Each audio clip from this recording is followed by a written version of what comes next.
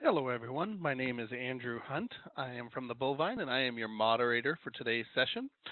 This will be about our 20th webinar we've done since starting in the last 6 or 7 months, and we're glad that you all can join us. It is my pleasure to introduce Chuck Sattler, our presenter for today. The Vice President of Genetic Programs at Select Sires, where he oversees a lot of very interesting programs, including the PGA program, as well as a lot of the research that is being done there. He also comes to us with a wealth of experience from his work, both with the National Association of Animal Breeders and as well as the Council on Dairy Cattle Breeding. So with that, I will pass over to Chuck.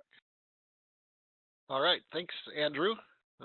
Appreciate the opportunity to visit with you today about managing inbreeding in the genomic era, and appreciate you taking the time to join us to discuss this topic. My objective today is to help move our attitudes from denial to acceptance in regard to inbreeding. I think there might be some of us that hope that inbreeding would disappear, or that some magic outcross will show up to make the whole situation a lot less challenging. But as we talk through the topic, I'm not sure that's realistic anymore. And hopefully we can get to the point where we can use the information we have on inbreeding to deal with it appropriately and manage it in our programs. The other comment I want to make before we get started is that I do not have any information included in the seminar today to talk about crossbreeding. Crossbreeding is definitely an option folks have to manage inbreeding concerns, but is a little too broad of a topic to be able to cover today, and probably something that needs to be addressed on its own as a separate topic. So we won't get into that today, and talk just a little bit more about how we deal with inbreeding when we're working in selection programs within a breed. So I'd like to start the program by reviewing some inbreeding terminology, then move on to some concepts of how we might manage inbreeding in a commercial herd environment, and then wrap up the program discussing how we might go about managing inbreeding from a breeder perspective, whether it's in an AI stud or as a dairy herd that generates lots of revenue from selling embryos or providing bulls to AI.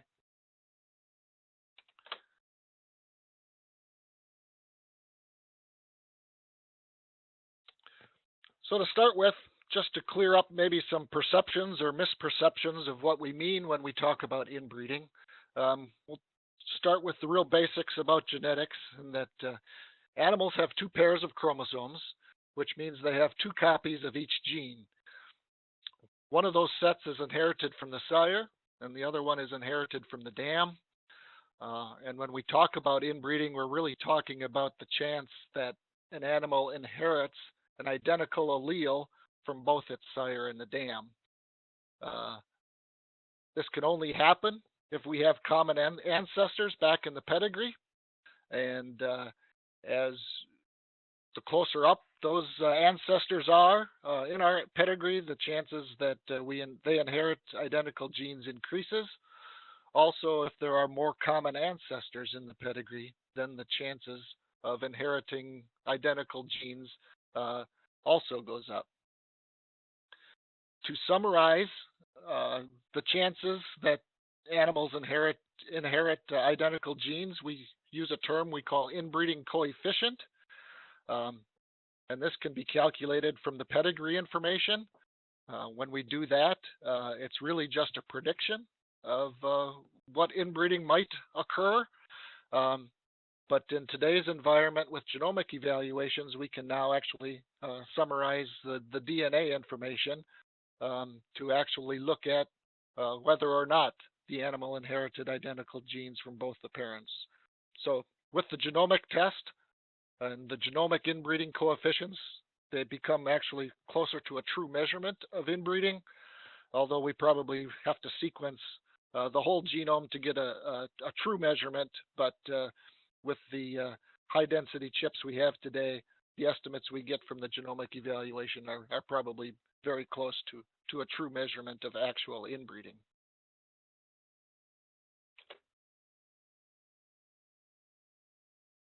I think one of the misperceptions we have is that inbreeding is a bad thing, but actually inbreeding can be good or bad. Most genes we deal with in selecting for performance traits like milk yield or daughter fertility or productive life or overall conformation, most of those genes that impact those traits act in an additive fashion. So in those cases, when we do some inbreeding and evaluate the performance of our animals, when they inherit two identical copies of a favorable allele, this actually leads to improved performance and is a good thing. And that's exactly what's happening with our selection programs. As we make genetic improvement, allow the best performing animals to produce more of our replacement animals, we're actually working to increase the percentage of the favorable alleles and increase the concentration of those in our population. So a natural consequence of genetic improvement, therefore, is increased inbreeding. And when it works, it's a good thing. But unfortunately, there's other traits out there that are inherited in a dominant and recessive fashion. And those are a little more difficult to pick up in our genetic evaluation programs.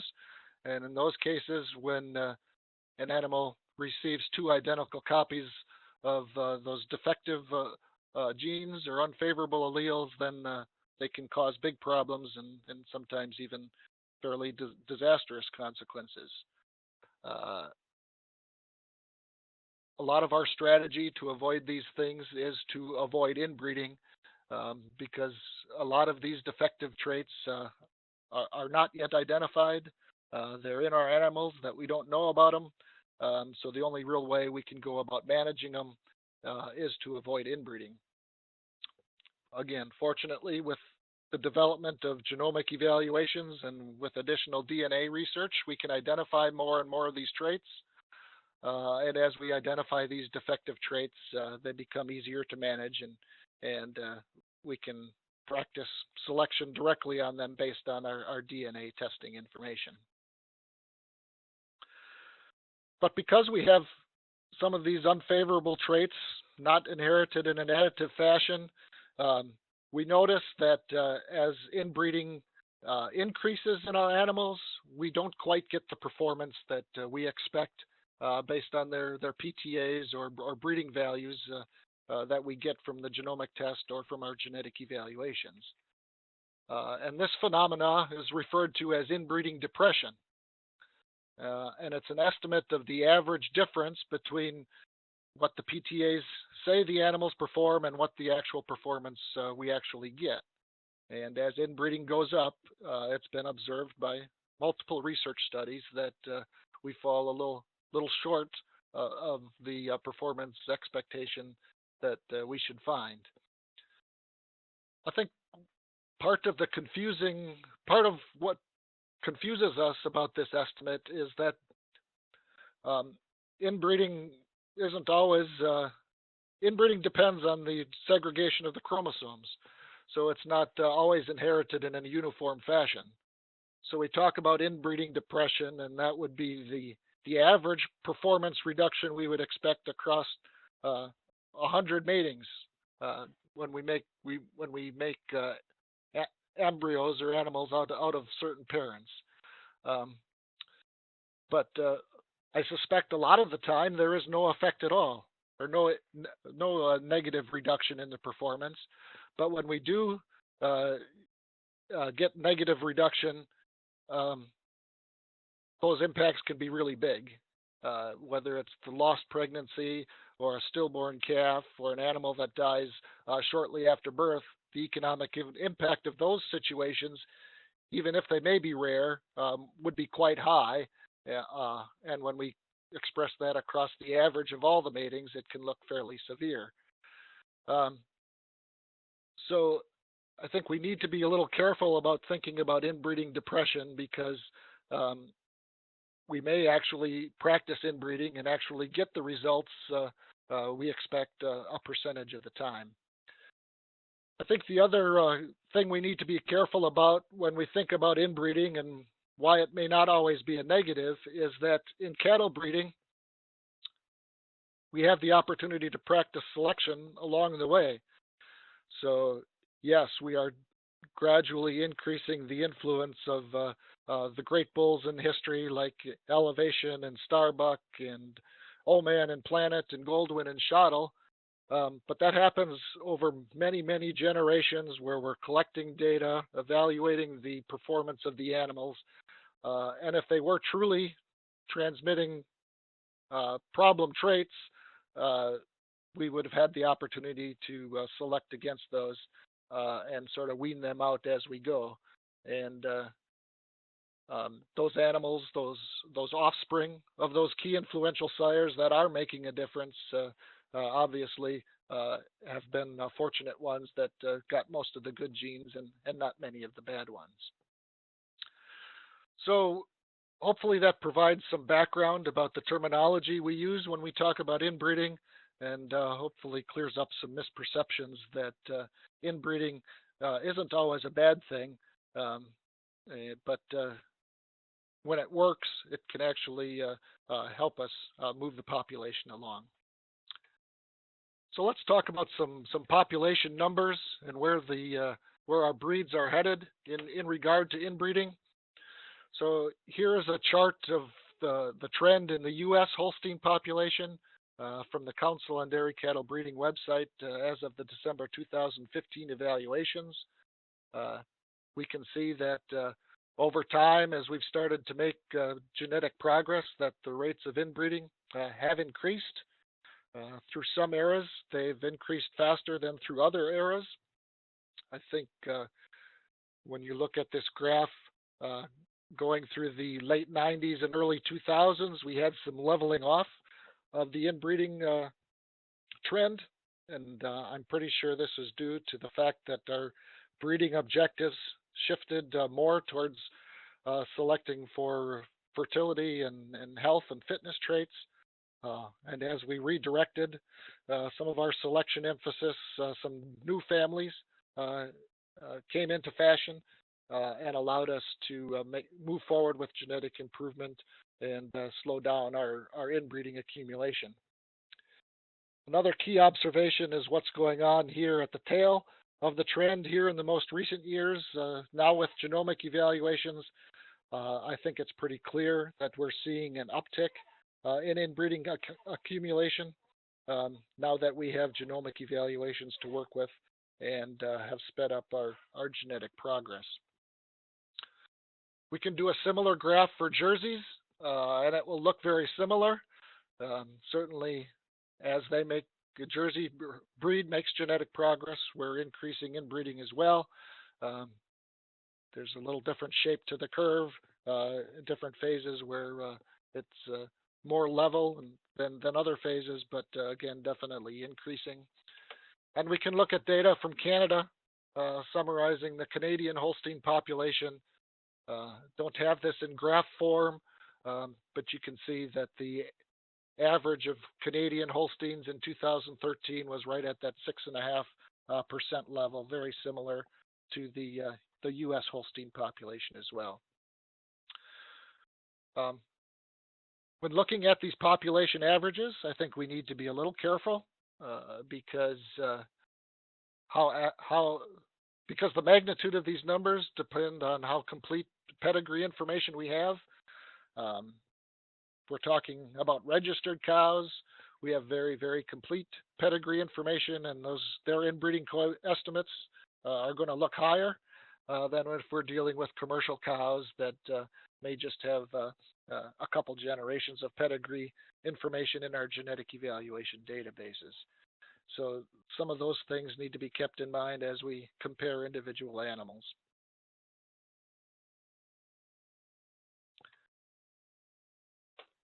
common question I get when I talk about inbreeding is how much is too much? What what level of inbreeding coefficient should I shoot for?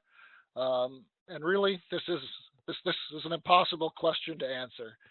Um, I think we all hear from time to time that, or read in textbooks that we should work to keep matings below 6.25% inbreeding. Uh, I think this number made sense back in the 1960s when we didn't have computer databases of pedigree information and we had to calculate the inbreeding coefficients by hand. So you would sketch out a 3 or 5 generation pedigree and do some quick calculations and identify matings that would cause more than 6% inbreeding and say you don't want to go there. But in today's information age, we certainly have a whole lot of more data to work with, and we can go ahead and calculate inbreeding coefficients using pedigree data back to the beginning of our herd book databases. And when we do this, the numbers are a lot higher than what we see quoted in textbooks or advice we've got back in time. So I think we should be okay accepting small gradual increases in inbreeding. And when we talk about today's population, knowing that the average animals are at 6.5% inbreeding, certainly going forward with matings that are in the 7, 8, 9 range certainly are not unreasonable values to be thinking about. The primary thing we need to be concerned about, though, is when we have related animals very close up in the pedigree and we're going to add a bunch of inbreeding all in 1 or 2 generations' time. And the reason we need to be concerned about that is because we will not have the benefit of evaluating those animals based on their own performance to have some track record to know whether there's some problems there and that we might be running into trouble if we accumulate inbreeding really rapidly. So with that in mind, let's move on and talk about some inbreeding management strategies. I think a common one that is often used by different herds or within AI studs is that we all want to hold out for an outcross. And this may continue to be a viable option for commercial herds, just depending on what services they use or what bulls they've used in the past. But I would say this is not a viable option for AI companies or for herds that have aggressive IVF programs and are developing breeding females. And I say this because if you're an AI company and you're not working to develop an outcross, you probably should not expect to have them come out of other populations. At the stage of breeding we're in today, if you're not working to make them, they're probably not going to happen. So I think we need a strategy.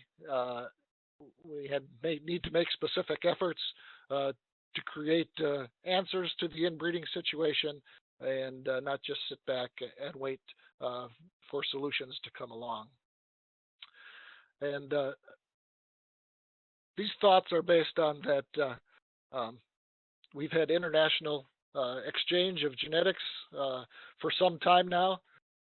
The opportunities to find high-performing new animals from other countries, at least in the Holstein and Jersey breeds, just isn't realistic anymore. And now with genomic evaluations, there are certainly factors built into our genomic evaluations where pedigrees or lines that are well represented in the reference population are more likely to receive high genomic evaluations. I think as we work with the genomic evaluation information and understand it better, it's quite clear that those animals that are well represented in the reference population and receive the favorable markers are those that the systems are quite confident in and will get those animals out to the extremes of the evaluation. If you have a different pedigreed animal, even if you get a favorable selection of the markers, um, the genomic evaluation system isn't going to be quite as confident and will not move those animals out to the extremes of the populations quite as quickly. So in today's era, hoping for the next Shadow or Planet or Mogul to come along and answer some of our inbreeding concerns probably isn't nearly as realistic today as it was 10 or 15 years ago. So we need to think a little more strategically about what we do in our breeding programs. And our strategies that we think about are going to depend on our business objectives. And it also depends on how we manage our replacements, how much selection we can practice to either use or avoid the problems of inbreeding. So inbreeding is a risk-reward situation for commercial herds that are producing only producing enough replacements they need to fill their milking herd each year, don't have much selection opportunities if inbreeding does lead to problems. So in those situations, I think commercial herds need to have a fairly conservative strategy. For breeding operations, I think we need to be a little more open to accepting higher inbreeding levels and take some more risks in our breeding programs. And because we do have the opportunity to do some selection, we're working to create 20 or 30 individuals to find that one animal that excels in a genomic evaluation that will provide us breeding opportunities for the next generation. So I think we need to think differently about inbreeding, whether we're producing animals to be the next milking cows in our commercial herds, or whether we're looking for that animal to be the next embryo donor used to make bulls for AI. So in commercial herds, where we have a high percentage of female offspring needed to serve as replacements, there's not much opportunity for selection. We're also looking for very predictable uniform results, and in those kind of situations, inbreeding might actually help our uniformity. But in a commercial herd setting, again, I think we want to be very conservative in our attitudes toward inbreeding. I think we want to work to keep inbreeding at a fairly manageable or low level, but we obviously can't get to zero with our inbreeding numbers. So realistic numbers for commercial herds are to be able to maintain inbreeding levels at or around breed average. Currently about 6.5%, but that's going to be a little higher every year as we accumulate more of those good genes in our pedigrees. So the best strategy for commercial herds is to maintain complete and accurate pedigree records. I think as we do more and more DNA testing, the accuracy component of maintaining this information, we're identifying maybe more and more challenges there, but it's not just having the pedigree data, but it doesn't do us much good to help us manage inbreeding if it's not accurate. If we have good pedigree information and can feed that through a mating program, that is a very, very effective way at controlling inbreeding in our commercial herds. And that certainly is the recommended route and the best way for commercial herds to manage the situation. The other key component there is once the mating recommendations are made, we need to monitor our breeders to make sure that they're complying with the mating recommendations. Again, it doesn't do a lot of good to go through the process of assigning mates to each individual cow if those mating recommendations don't get used at breeding time. So there's really three components to this strategy that need to be monitored and carried out effectively. But if those three things are done, uh, commercial herds can do a good job of controlling and keeping inbreeding at reasonable, manageable levels. One thing we have found as we work with larger dairies, many of which are using programmed breeding strategies so that they don't have the heat detection challenges, is that they really are looking for a mating program that's simpler and easier to carry out when they're doing mass breeding on certain days where they might have 100 cows to breed in an hour and a half when those cows are in the lockups. So with this in mind, one of the new innovations that Select Sires has developed is our Stratagem program, is the name we refer to it in the U.S. It's called Stratagem in Canada. And this is a program where we specifically develop some sires in our Holstein program that are line bred, specifically developed along family lines. And then as we move those bulls out for use in commercial dairies, the dairies then choose to use those bulls in a rotational fashion, where they use one line for a period of time and then switch to another line down the road, so that the animals they're mating do not have close-up ancestors in the pedigree and can keep inbreeding at manageable levels. So I would like to say that we invented this concept, but it's not a new concept. It's one that was described by Dr. J. Lush back in the 30s and 40s in his famous textbook.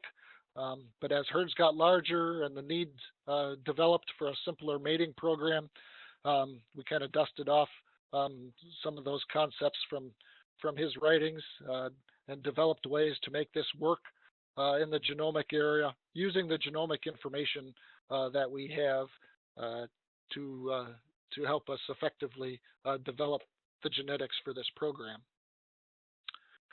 So a key part of the program is at the development level, where we're developing the line-bred bulls. And this is kind of gives you some example numbers of how we go about assigning bulls to the different lines.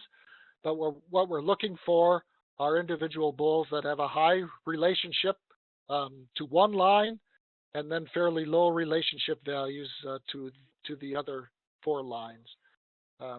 We're carrying out this program to develop bulls along 5 different family lines, so that there is a wide range of options for commercial herds to choose from in selecting their service sires. What we do is use the genomic information to summarize these relationships and make the line assignments of bulls. So it's not about what the pedigrees look like of the bulls that we assign to the lines, but rather we're looking at the actual DNA that they inherited to know what the pedigree makeup of the bull is, so that we can accurately assign it to the appropriate line. The other key value of this from a development standpoint that I really like about this program is that it gives us a framework, provides us with some discipline, so that we carry out our sire development efforts in multiple family lines all at the same time. If we just blindly follow the GPTA numbers, we'll probably find ourselves just focusing on 1 or 2 families, and the other ones would get lost because we're not working hard to develop genetics in those families too. So I really like the fact about this program is it sort of forces us to give reasonable attention to multiple family lines at the same time. So that's what it looks like at the development end. And again, the idea is to accept some inbreeding in our bulls and do the hard work on the development side so that it's easier at the farm level. And at the farm level, it's just a matter of rotating the lines through the program, using one line for about 2 years and then switching to the next line. And you need to use at least 3 lines to make the program work. it probably works a little better if you use all 5 lines. It just spreads out the families a little more, the more lines you would like to use. So that is one option for commercial herds that are looking for a simpler program. It will not be as effective as individual matings, but would be a little simpler to implement in large herd settings.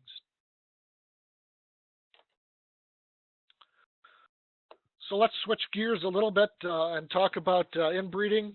In breeding operations, I think it's a whole different ballgame when we're looking at herds that make a large amount of their revenue from selling breeding animals.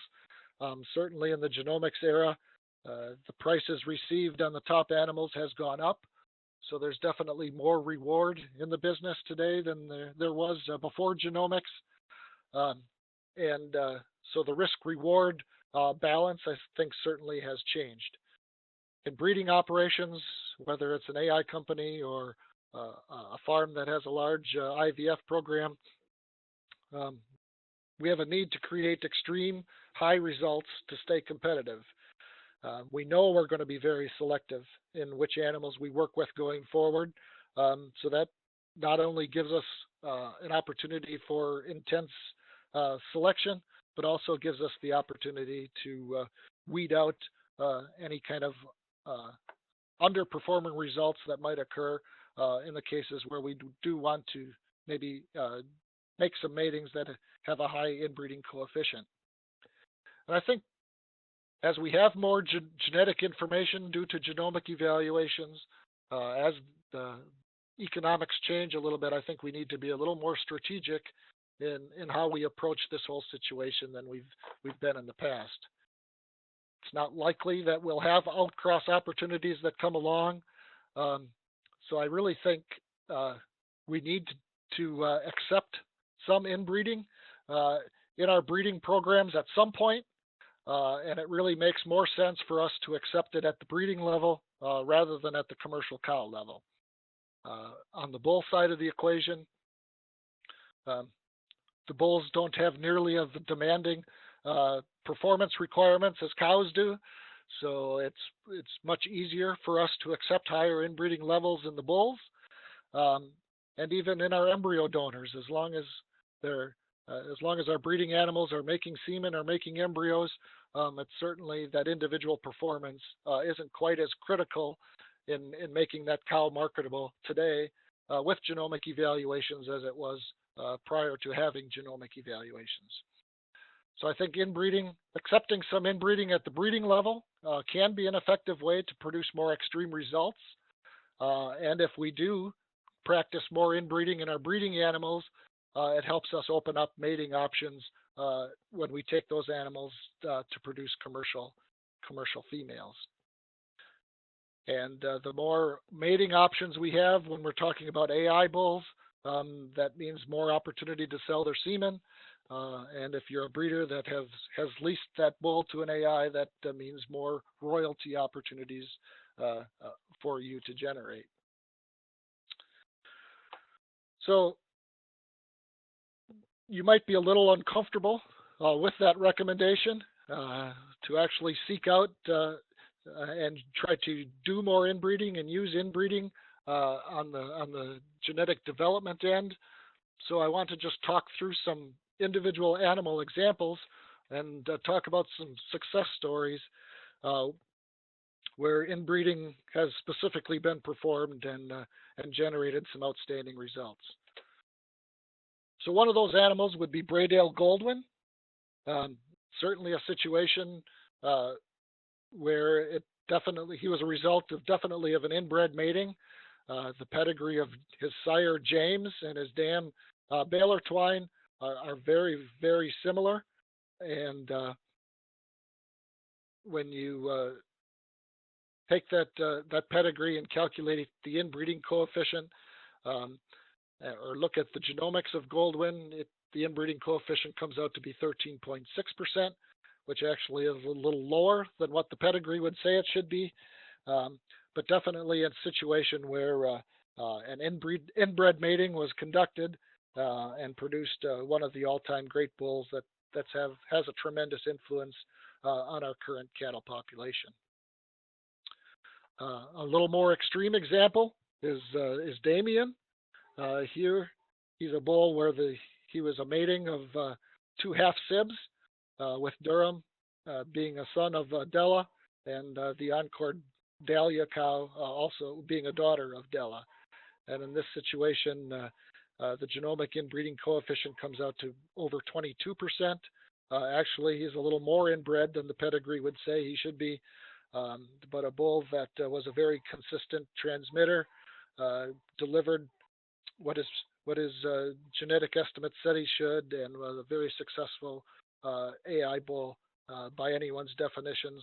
Sold hundreds of thousands of units of semen in his career. A little more current success story when we look at high transmitters and situations where there were specific examples of inbreeding is the current bull dam OCD Super Sire 9882. She is actually a mating of two 3/4 sibs, where they're robust out of famous Planet daughters that were put together. Her genomic inbreeding coefficient comes up to almost 26%. And again, a very targeted mating to take advantage of high transmitting animals, trying to concentrate those genes. And she has gone on and now is the dam of three of the top 20 sons. She has 3 sons in the top 20 for current GTPI. So I think there clearly are examples out there where inbred matings are made on the breeding end to produce some extreme results that can provide us with breeding animals that transmit well and give us mating options when those animals get used in the commercial environments. So hopefully these examples help show that there are successful results when you do practice more inbreeding on the development end. It definitely is more risky. You're going to need to be prepared to sort through a few animals to find those very successful ones. But in this genomics era, the rewards can be quite big when the inbreeding works like you hope it could. And again, we need to take inbreeding somewhere in our breeding programs. I think the best place to take it is on the bull side of the equation or in our breeding operations, so that we have as many opportunities to avoid inbreeding as we can at the commercial end. So to summarize, now with 7 years of experience working with genomic evaluations, it's clear that as we work with this information, it does lead to an acceleration of inbreeding. There's quite a bit of debate as we were rolling out genomic evaluations of whether it would help us or hurt us in this inbreeding management area. And I think the results are clear at this point that it actually is making it more of a challenge for us to deal with inbreeding. Because of this, I think it's really critical for commercial herds to have some strategy for managing inbreeding. Just simply ignoring it, I don't think is a viable strategy anymore, because the pedigrees of our bulls are getting closer, and there's going to be more negative impact of inbreeding if there's no management strategy in place. To help provide options for commercial herds, I would recommend that breeding operations should do more inbreeding, in that the animals that they're creating, I think we have the opportunity to practice high levels of selection to make sure that inbreeding does not produce negative results, and it can actually help us produce more extreme results, and that will preserve some diversity in the pedigrees we use at the milking cow level. So that concludes my prepared presentation. I'd like to thank the Bullvine for the opportunity to visit with you today about inbreeding concerns. thanks for your attention, and be happy to take any questions. Thanks, Chuck. I appreciate that greatly. And we've had quite a few questions come in, a lot of them direct into my email or in my private message, so I will try to sort them through. And certainly, any more questions, please enter them in as we go through here. But I'll start going through. Some of them may not seem in order because they came in different rates, but I'm trying to group them as best we can. So the first question I have here is there an acceptable level of inbreeding or a best practice to say under a certain value? Yeah, I think, again, in commercial herds, I think we're looking for a herd average that comes in near the breed average of 6.5%, and probably for some individual matings to accept levels that are, in the 8 to 9 range for some of the more extreme examples. Individual examples would be okay. And at the breeding end of the spectrum, we showed different animals with very, very extreme evaluations that can be successes. So I'm not sure there really is a limit at the breeding end. It's just a matter of how much risk you can tolerate and how much selection you're willing to practice. Yeah, and on your point there, Chuck, the one thing that way is sometimes, and I've noticed it, some people have been doing separate extreme inbreeding bloodlines, but certainly they're outcrosses to other extreme bloodlines. So there's certainly the potential to maybe one generation is inbred, but the next generation you can come back and certainly bring the overall rate of inbreeding down right. by using those strategies. Yes, exactly. One of the other questions that comes in is, what is the trade-off between inbreeding and, say, pounds of milk or net merit? Is there, for each percentage above breed average, is there a number that you should expect a lower performance or a rate of lesser performance? I think that ties into your inbreeding depression comments. Yes. So, there are specific inbreeding depression estimates for each of those traits. I believe it's $24 of net merit for each 1% of inbreeding, and maybe like 750 pounds of milk. I'm trying to recall those from memory. But those estimates are available in the literature in each of those areas. Okay. Actually, this is my question. So, it came up with a thought in my head. Wondering, we see the accelerated rate of inbreeding, but then I also wonder that we also have a very accelerated rate of genetic gain with the introduction of genomics. So when you show the table showing that the rate of inbreeding is increasing, do you think it's increasing in relation to the rate of genetic gain, or do you think that's almost tied hand in hand? Yeah, it's definitely tied hand in hand. There's no way you can separate those two.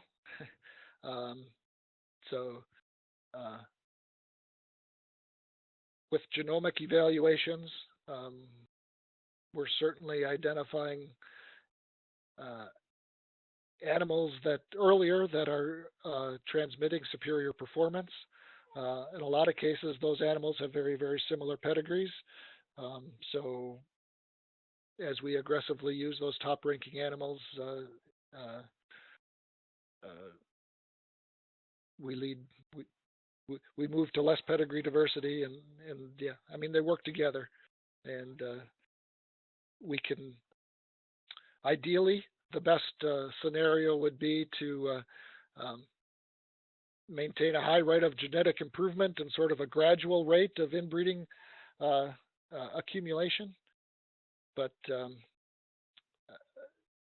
that becomes harder and harder the more aggressive you get with your selection programs. Okay. And then that kind of dovetails into one of the other questions that came in here. That is, the rate of inbreeding has increased since the introduction of genomics. Obviously, you showed that to us. But there's also been a lot more publication lately on this inbreeding, and inbreeding as an issue. Do you foresee this rate continuing at its accelerated rate, or do you think it's going to become a bigger issue that's more managed and we'll actually see a little bit of a slowing of the rate of inbreeding? Oh boy.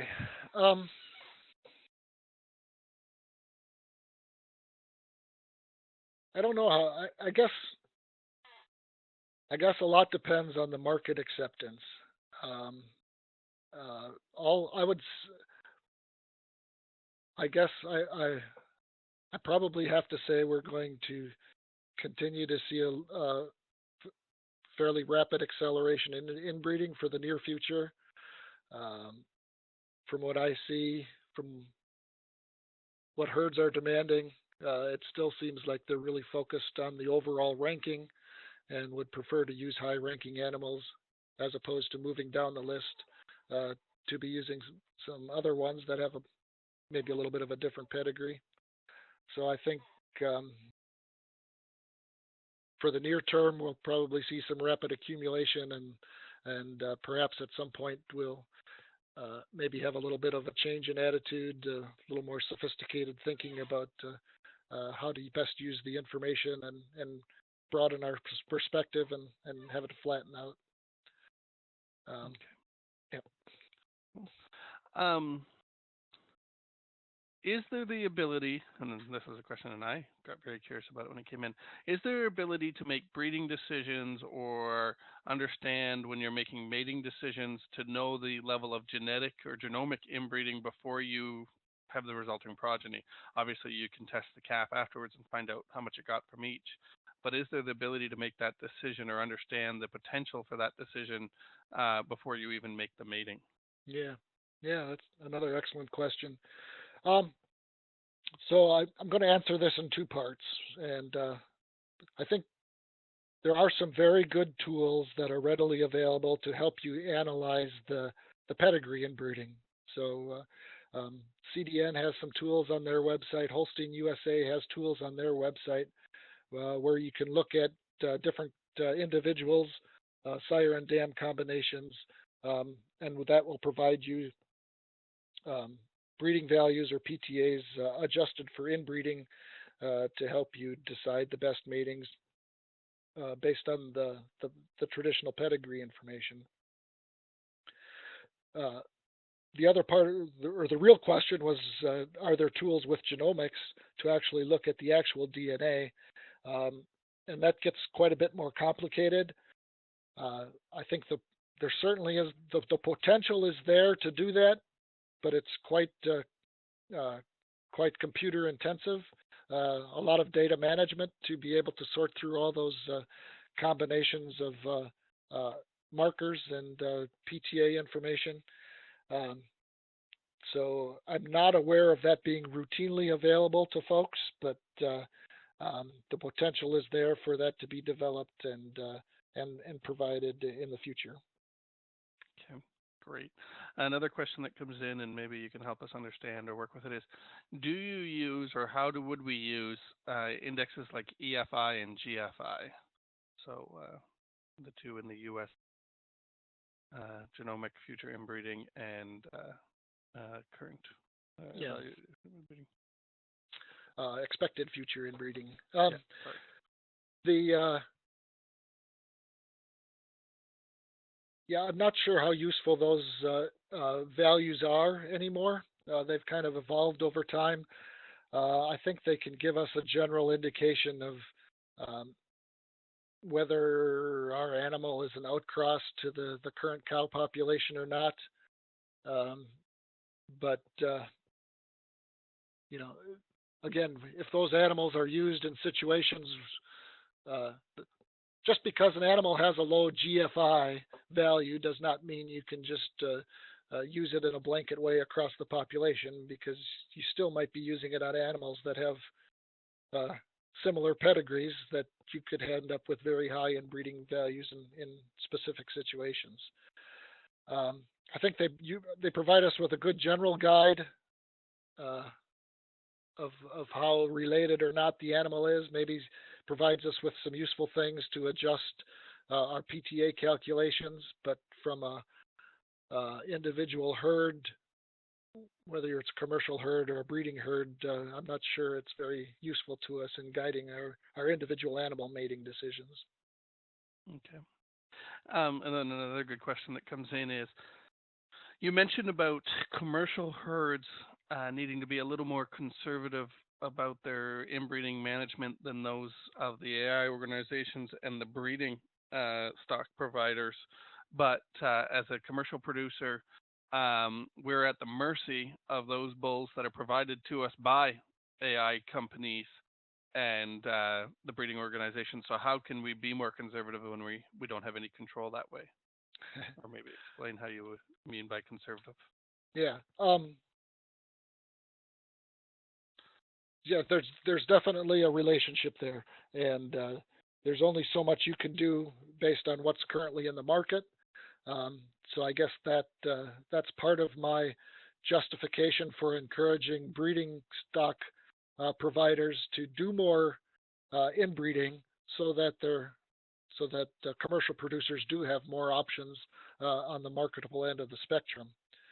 Um, I think there's responsibility on both sides of the equation, though. I do think commercial producers also need to be rational in their purchase decisions and be willing to move a little way down the list to get out cross opportunities, because you can sacrifice a fair amount of breeding value or PTA and still get similar or better performance if you're actually achieving lower inbreeding levels.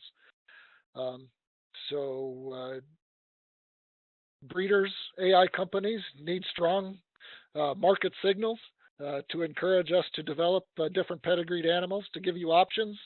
So if all breeders do is select the very highest EBV or PTA animals, then that's only going to encourage breeding companies to just produce that. So there's certainly responsibilities on both sides of the equation, but it does need to start with AI companies and breeding operations to make sure that our programs are being developed on a diverse set of families. Okay. And then another question that comes in is, you use the example of OCD Super Sire 9992, where the mating was done for targeting key traits and certainly producing an extreme individuals.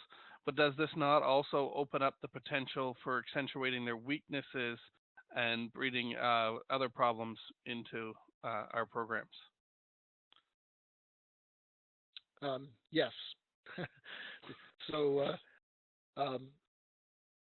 So as you concentrate an individual family's genes, you will accentuate the strengths and accentuate the weaknesses. And the good thing at the other end is it does open up pedigree options, and also with mating, on the commercial side, as you're using mating programs, most all those programs have some corrective mating features to them to help manage some of those things and balance the choices. So yeah, one of the reasons we don't do a lot of inbreeding on the development is because we're all trying to develop that perfect bull, even though no one has ever developed a perfect bull. It's important to have a good balance of traits across all areas of production, health, fitness, and conformation. That certainly gets more difficult to do when you're trying to stay within a family or two. But ultimately, what we need are commercial cows that have that strong balance. And if you can take the breeding animals and mate them properly to avoid those low spots, I think there's some benefit in there for the whole industry to achieve.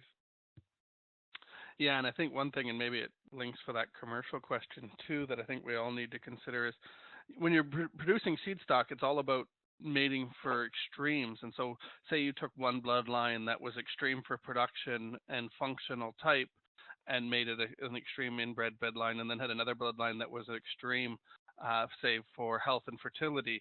But when you mate those two back onto each other, you may have a generation that it's not an ideal. The generations themselves are all high inbred, but when you bring them back onto each other's bloodlines, because they are such an outcross to each other, you end up producing a much higher balanced bull than if you had just done balance on balance on balance. And I think that's kind of the example you're showing with that OCD bull is you have an extreme, but now we also open up the opportunity to go and use an extreme bull on where her weaknesses are. And it most definitely will probably be an outcross to her, and the resulting progeny will be much farther ahead if you'd done 2 or 3 generations of just nice balance on nice balance. And I think that's where our breeding programs can take those risks and have a generation bull or two that are more just used as selective cross sires to produce a next generation down, as opposed to being the perfect marketable sire in their own right at this point in time, if I'm kind of summarizing. No, that's excellent. Excellent summary. Appreciate that. I think we need to I think we need to think about our breeding animals a little differently. A lot of us involved in doing the breeding all are managing farms or grew up on farms, and we maybe apply a lot of our things that we took when we were trying to breed for cows that made good producers at our farm. But I think we need to think a little differently when they're being exclusively used for breeding and don't really need that balanced performance for their own performance. Yeah, and I think if you look at a lot of our generational bulls that have come out over the years, you will see that kind of extremes. The bulls that have the greatest impact are not typically your balance bulls; they're extreme in some way, and then how they were used correctively to leverage those extremes is how they've become the huge impact bulls that they are. Yeah, and Golden's a great example of that. Yes, and I want to expand on that just one more point. When those animals are inbred and have those extremes, they're going to consistently transmit that more often because their DNA is actually more consistent. So I think that's part of why they become so influential, is because the evaluations, what we think we're going to get, we get more frequently. We're using them more correctly when we use them, and producing the results that we expect. And when you say that, I always go back to, and we had a breeder that I had the opportunity to meet as a child, was Roy Armstead. And he was kind of that whole thing is when you use the extremes, you know exactly how to mate them and correct them afterwards because of that whole thing. You have such an intensity in those traits that and such an understanding of what their breeding pattern is going to be. It's probably even easier to mate them than it is the cookie cutter on cookie cutter for understanding where the strengths and weaknesses are, because you have such an intense level of influence there that really can't meet than just other methods. So, yep. And he certainly was a very impactful breeder over the years. Yes. So I want to thank you, Chuck, for taking the time to walk us through this. We certainly know it's a big issue that we're facing as an industry, whether you are a seed stock producer or a commercial producer. I really appreciated your insight into sharing that, it's not a problem to have high inbreeding. It's how you manage it and how to use your breeding strategy. There's no number. My takeaway is there's no number that is necessarily wrong. It's, does it fit with where your breeding goals are? Are you looking for that intensity of a certain bloodline because you're a seed stock producer, or general herd population based producer who has to do it more on a cross spectrum and more of a broader approach to it? And I think that's a great insight that you shared with us today to help us understand that. So I do appreciate you doing that with us today, Chuck. Well, thanks. It's been my pleasure. For everyone who's on today's call, I do thank you for attending and listening with us today.